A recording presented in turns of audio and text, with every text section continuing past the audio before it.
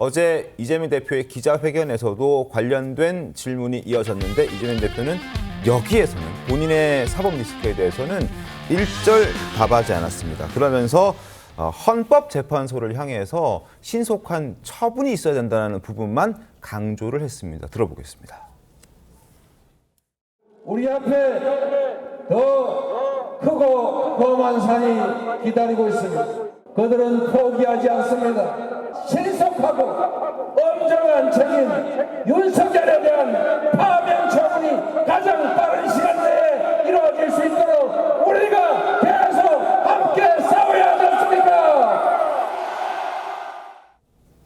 이재명 대표가 이렇게 헌재를 향해서 신속한 재판 결과를 내달라고 하는 데는 다 이유가 있습니다.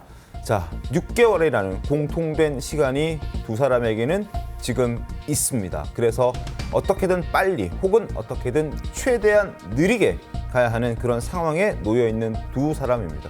윤석열 대통령 최대 탄핵 소추안이 이제 헌재로 넘어가서 재판 심판까지 180일, 최장 180일까지 가능한 그런 상황이고요. 이재명 대표는 이제 1심 선고 나왔죠. 공직선거법과 관련해서요. 1심에서는 징역 1년, 집행유예 2년 나왔는데 이게 이제 항소심이 시작돼야만 하는데 아직까지 시작이 절차를 밟지 못하고 있는 상황. 그래서 일단은 633 원칙에 따라서 2심 3개월 그리고 대법 선고까지 3개월 그래서 180일 동일한 시간이 이제 두 사람에게 부여된 그런 상황입니다. 시간 싸움이 시작됐는데 일단 이재명 대표 얘기부터 좀 해보죠. 이재명 대표는 지금 일각에서 특히 국민의힘에서는 재판 지연 전략을 펼치고 있다라고 지적을 하고 있습니다. 아직 변호사 선임 안 했죠? 구자룡 변호사님. 그리고 송달도 아직 안 받았다고 합니다. 좀 바뀐 게 있습니까? 없습니까? 아니, 변경 사항은 없는 것 같기 때문에 명백하게 재판 지연을 꾀하고 있다 이렇게 볼 수 있어요. 사실 어디 뭐 집두절도 없는 분들 이외에는 소송 기록 접수 통지서라는 게 도달을 하게 돼 있어요. 네. 공당 야당의 대표인데 어디에 주소지가 있는지 이런 걸 모를 수가 없잖아요. 그러니까 일부러 안 받았다라고 볼 수 없고 그리고 그 쟁쟁한 여럿의 변호사들을 선임했었는데 갑자기 2심에서 전혀 선임도 안 하고 그러니까 변호사 사무실로도 송달이 안 되게 만들고 본인한테도 송달이 안 되게 만든 건데 그거는 항소심의 스타트가 되는 시작이 되는 게 그 접수 통지거든요.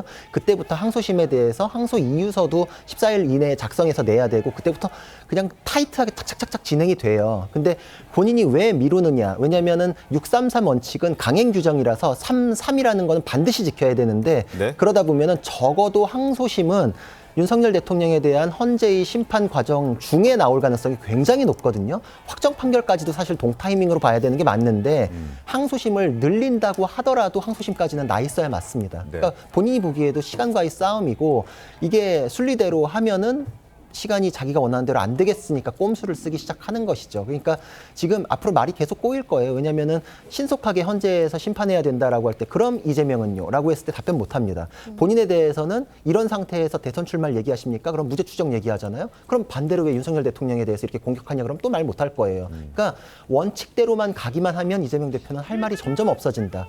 기록 접수 통지라도 일단 받고서 재판에 대해서 얘기를 하시는 게 맞고 밖에서 기소나 이런 것들이 잘못됐다라는 정치적인 발언을 통해 가지고 사법부를 공격하시는데 자신에 대한 변론은 재판 절차에서 하는 겁니다. 떳떳하시면 재판 절차가 열리는 것 자체를 저렇게 방해하시면 안 되죠. 장 변호사님, 기록 송달 일부러 고의로 안 받으시는 겁니까?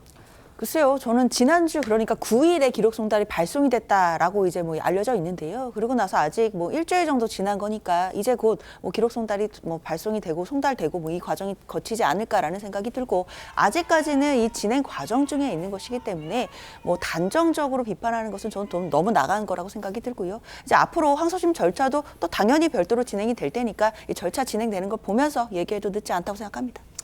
네, 알겠습니다. 이 최 의원님, 지금 이재명 대표가 지금 이 윤석열 대통령 탄핵안 가결되자마자 광장에 나와서 한 연설 가운데 이게 지금 저희가 눈길을 끌어서 얘기를 하고 있는 거거든요. 헌재에서 좀 신속하게 판단을 해달라 이런 취지로 공개적으로 멘트를 했어요. 헌재에 대한 이제 신속 처리를 압박하는 듯한 메시지인데 어떤 의중이 깔려 있다고 보십니까? 아니 지금 말씀하신 거하고 똑같은 얘기죠. 네. 본인의 이제 사법 리스크, 이른바 서울 고등법원 그다음에 그 대법원 이 확정 판결 강행 규정으로 3개월 돼 있단 말이죠. 선거법은. 네. 그리고 우희준 교사도 이제 11월 25일에 1심 선고 무죄 이렇게 나왔지 않습니까? 네. 근데 이것도 사실은 법조계의 일반적인 견해로 보면 이거 뭐 우희준 교사 그렇게 오래 끌 사항이 아니에요. 네. 그러면 이거 2심 결과도 사실은 6개월에 충분히 나와야 되는 거거든요. 자, 그런데 법원 얘기는 안 하고 법원 신속하게 해달라 이런 얘기는 안 하고 이제 네. 헌재에만 신속하게 해달라는 거죠. 그 얘기는 본인의 피선거권 박탈형이나 뭐 이런 것이 그 혹시 나올지도 모르니까 그 전에 대선을 치러서 아예 재판을 그 중단시키자 뭐 이런 거 아니겠어요? 저는 뭐 그런 점에 대해서 재판부도 서울고등법원 재판부도 충분히 알 수 있을 거라고 생각을 합니다. 네. 그렇기 때문에 이거는 그 이런 이재명 대표의 재판 지연 전략을 재판부가 받아줄 것이냐 안 받아줄 것이냐는 건 재판부의 재량이거든요. 네. 그러니까 재판부가 만약에 이런 식으로 헌재에 대해서 저 윤석열 대통령 심리는 빨리 해달라고 그러면서 본인의 재판은 계속해서 그 지연시키려고 한다는 이거는 좀 앞뒤가 맞지 않는 것 아닌가라고 판단을 한다면 재판부는 아마 이재명 대표의 2심 재판도 법에 맞게 법대로 규정에 맞게 처리할 가능성이 대단히 높기 때문에 네. 이재명 대표가 자꾸 윤석열 대통령 헌재 심리 빨리 해달라고 하면 할수록 본인의 그 어떤 법원 재판에 대한 압박도 커질 것이다. 비례할 것이다. 저는 이렇게 봅니다. 알겠습니다. 자, 이재명 대표 목소리 하나 더 들려드리겠습니다. 1심 유죄가 나온 자신의 재판과 관련해서는 무죄 추정이라는 주장을 내놨습니다. 목소리 직접 들려드리겠습니다. 2심에서도 피선거권 박탈형을 선고받으시면 그래도 다음 대선에 출마하실 건지. 이 재판 기소 자체가 매우 정치적이고 또 상식에 부합하지 않는다는 것을 많은 분들이 동의하십니다. 대한민국 사법부는 또 우리 헌법은 무죄 추정의 원칙이라고 하는 아주 확실한 원리를 채택하고 있습니다. 법과 상식에 따라서 합리적 결론이 이루어질 것이고 저 역시도 그 절차 과정을 충실하게 이행할 것입니다. 예, 지금 이재명 대표 공직선거법 재판 1심 유죄고 징역 1년에 집행유예 2년을 선고받은 상태인데 이재명 대표 저렇게 무죄 추정의 원칙이 적용돼야 된다라고 얘기를 하고 또 본인에 대한 기소도 정치적인 기소다 이런 식의 주장을 했거든요. 김 의원님. 네. 이런 주장 이제 헌재에 대해서는 빨리 뭐 좀 심리를 해라 이렇게 얘기를 하면서 본인은 무죄 추정을 받겠다. 좀 내로남불 아니냐라는 지적도 나오는 것 같습니다.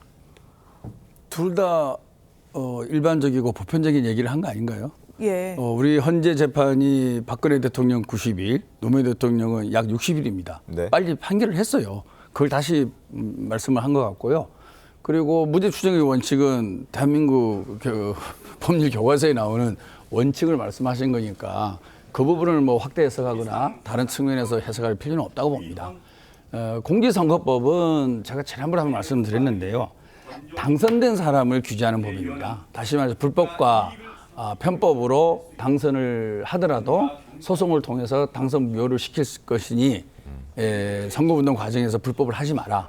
그게 법의 취지입니다. 네. 다시 말해서 낙선자를 규제하기보다는 당선자에 향한 법이 공직선거법이거든요. 그래서 거의 대부분의 공직선거법의 대상자는 낙선자가 아니고 당선자입니다. 그런 측면에서 국민들의 엄청난 지지를 받은 야당 대표를 향해서 공직선거법을 적용한다는 것은 충분히 정치적으로 이의제기할 수 있는 부분이 저는 있다고 봅니다. 아니, 그리고 이를테면 그 내용 자체도 그렇고. 그 공직선거법 같은 경우에 예. 지금 그런 입장들을 계속 예. 견지해 오셨는데 이 탄핵 가결 이후의 입장이라면 그 이후에 본인의 사법 리스크에 대한 질문이라면 헌재에 대한 속도를 강조하면서 본인에 대한 재판도 그럼 신속하게 받겠다 이런 취지의 입장 조금 더 변화된 입장을 내놓는 건 어땠을까 하는 얘기들이 나오는 거거든요. 제가 보기에는 뭐 어제 이재명 대표 말씀은 아주 일반적이고 상식적인 얘기를 한 거라고 생각을 하고요.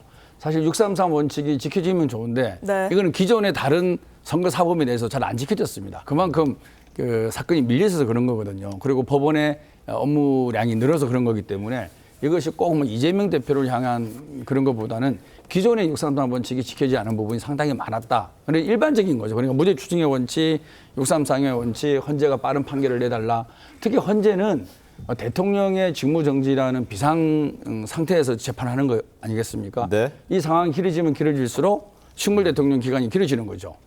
아무런 권한이 없는 대통령, 식물 대통령만 길어지고 외교 관계라든지 통상 관계라든지 많은 것들이 국익에 엄청난 손해를 가져다 옵니다. 네. 이거는 누가 아마 누구에게 묻더라도 헌법재판소 판결을 빨리 하는 게 좋겠습니까? 늦게 하는 게 좋겠습니까? 라고 물으면 대부분의 전문가 정치인들은 빨리 하는 게 좋다 그러죠. 이걸 알겠습니다. 늦춰갖고 국익에 이익이 될 게 전혀 없다.